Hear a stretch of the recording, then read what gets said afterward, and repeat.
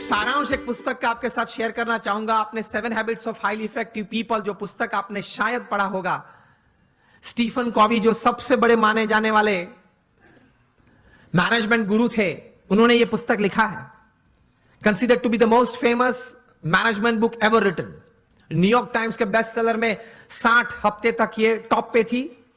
और आज शायद 90% बी स्कूल्स में, जहां एमबीएस की डिग्रीज मिलती हैं यूरोप अमेरिका के साथ, सब स्कूल्स में यह पुस्तक पढ़ाई जाती है।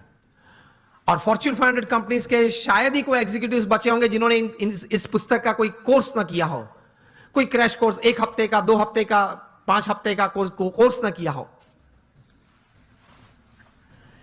इस पुस्तक उन्होंने लिखा, बहुत समझने वाली ये बात है, ध्यान से सुनना। उन्होंने अपने जीवन में यह पुस्तक लिखने से पहले 3000 सक्सेसफुल लोगों का संपर्क किया, जो सिर्फ धन कमाने में या व्यवसाय बढ़ाने में सफल नहीं, बड़े व्यवसाय के साथ जीवन के सभी रोल में सफल थे। हस्बैंड या वाइफ, ब्रदर या सिस्टर, नेबर या रिलेटिव, फ्रेंड, डॉटर या सन, सभी जो रोल हमें जीवन में सभी को करना है, वो सभी रोल में ये लोग सफलता उन्होंने पाई थी।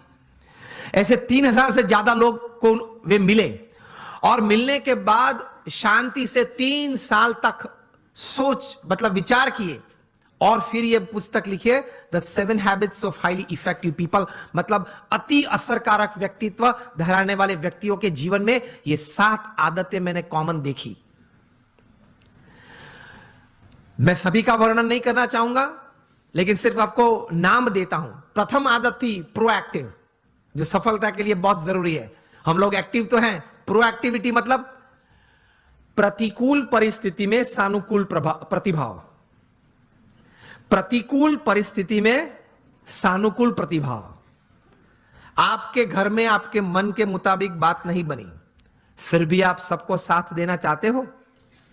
आप जो ट्रस्ट में हो, जो संस्था में हो, जिसमें आपका प्रोजेक्ट, आपका विचार अच्छे थे, लेकिन सर्वानुमत से वो स्वीकार नहीं किया गया और किसी और का विचार स्वीकार किया गया, फिर भी आप इतने उत्साह से उस प्रोजेक्ट में अपने आप को वो सेवा में जोड़ सकते हो। ये बोलते हैं प्रतिकूल परिस्थिति में सानुकूल प्रतिभाव। आपका किसी ने अपमान किया, फिर उस वक्त आप स्थिर रह सकते हो। यह सफलता के लिए बहुत जरूरी है। कोई बड़ी आपत्ति आपके जीवन में आ गई, a setback, a failure is part of life, लेकिन उस वक्त आप स्थिर रहे। आपने जो विचार या उस वक्त जो एक्शंस बताए, वो नीति नियम के अनुसार थे या गैर रीति में आप चले गए। प्रतिकूल परिस्थिति में सानुकूल प्रतिभाव। किसी ने चांटा मारा, फिर भी आप हंस रहे हैं, हंस सकते हैं। To keep yourself stable is the first important aspect. प्रतिकूल परिस्थिति में सानुकूल प्रतिभाव। दूसरी बात लिखते हैं, begin with the end in mind. जो भी आप करना चाहते हैं, तो उसका अंतिम परिणाम आप क्या चाहते हैं, वो आप अभी से सोच लें, और अंतिम नतीजा शायद क्या भी आ सकता है, वो भी आप तैयार कर लें। तीसरी बात लिखिए, putting first things first, priority. चौथी बात लिखिए, थिंक विन विन। आप भी जीते, मैं भी जीतूं। आप भी पैसा कमाएं, मैं भी कमाऊं। आप भी सुखी हो, मैं भी सुखी हूं। क्योंकि ये नेट का जमाना है, एज ऑफ इंफॉर्मेशन है, क्वालिटी कंट्रोल का जमाना है। आप किसी व्यक्ति या किसी कलीग के साथ 1 बार 2 बार चीटिंग कर पाओगे, तीसरी और चौथी बार नहीं। यस और नो? Think win win. मैं जिसके साथ धंधा करता हूं वो भी जीते, मैं भी जीतूं। वो भी सुखी हो, मैं भी सुखी हूं, दोनों कमाए।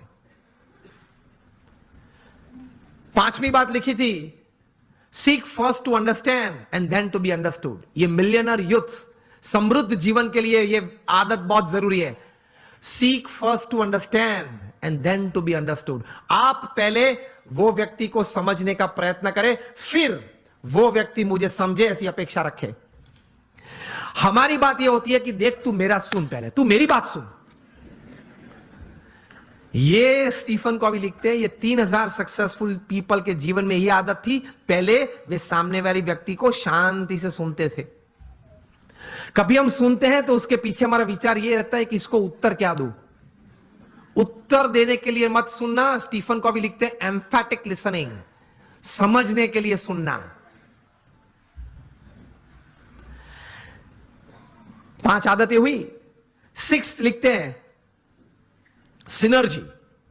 एनर्जी तो हम सब समझते हैं, मतलब आगे ऐसा लगता है। सिनर्जी मतलब 2 या 2 से ज्यादा व्यक्ति जब साथ में आते हैं, कुछ काम करने का निर्णय लेते हैं, काम करना शुरू करते हैं, मतभेद हो जाते हैं, कभी मनभेद भी हो जाते हैं, फिर भी साथ रहने का निश्चय करते हैं, साथ रहते हैं और चर्चा करते हैं, कॉमन मिनिमम प्रोग्राम डिसाइड करते हैं, कॉमन मिनिमम प्रोग्राम के लिए अपनी एनर्जी रिसोर्सेज अंदर डालते हैं, एक परिणाम पैदा करते हैं और परिणाम का आनंद लेते हैं, उसी आनंद में दूसरा काम करने का तैयार करते हैं, उसको सिनर्जी बोलते हैं। ये सिनर्जी के साथ काम करना वो आपको समृद्ध बनाएगा। लेकिन हमारी विचारधारा और आदत ऐसी है, 1 इंडियन इक्वल टू 3 जापानीज। एक भारतीय, उसमें इतनी ताकत होती है, 3 जापानीज जो काम कर सकते हैं वो एक भारतीय कर सकता है। 1 Indian equal to 3 Japanese, 2 Indians equal to 1 Japanese. अब पता चला, जब 2 भारतीय साथ में आते हैं ना, तब सम टूटता है। मेरे हिसाब से करना है, वो बोले मेरे हिसाब से करना है, तो फिर दोनों की शक्ति साथ में आती है तो भी कितनी बन जाती है? एक जापानीज जैसी। And 3 Indians equal to 0। 3 साथ में आ जाते हैं तो 0 बन जाता है। और 7th हैबिट लिखते हैं शार्पन योर सॉ। मतलब आपको अगर if you want to cut a tree by a saw, तो you have to sharpen it.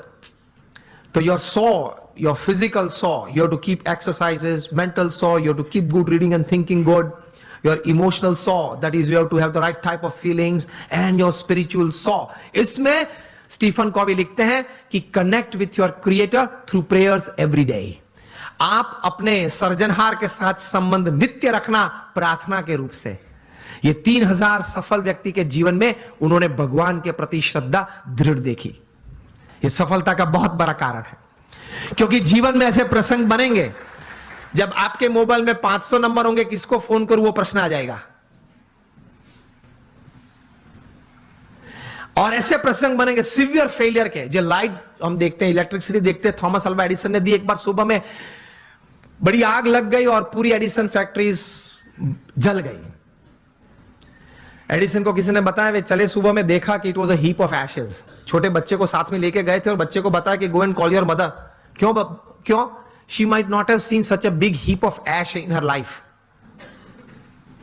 कितने स्थिर थे।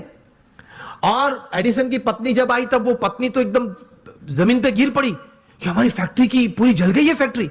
एडिसन ने अपनी पत्नी का हाथ पकड़ा और उसको स्टेबल किया, और एडिसन बोले ऊपर देख के, thank God all my mistakes have burned up. I'm coming back at 10. I'll start again. और ये इलेक्ट्रिसिटी और ये लाइट हमको दी। उन्होंने बोला कि भगवान आपका आभार, मेरी सब गलतियां जल गई। वो गलतियां नहीं थी, जब तक वे अस्तित्व में थी तब तक वे रिकॉर्ड्स थे, डेटा था। You got my point? जब तक वो पेपर्स थे, जब तक फैक्ट्री जल नहीं गई थी, लेबोरेटरी थी, तब तक वो सब क्या था? रिकॉर्ड्स और डेटा था। एक बार जल गई, यहां अभिगम बदल दिया, गलतियां थी, जल गई, I will start afresh. He did it.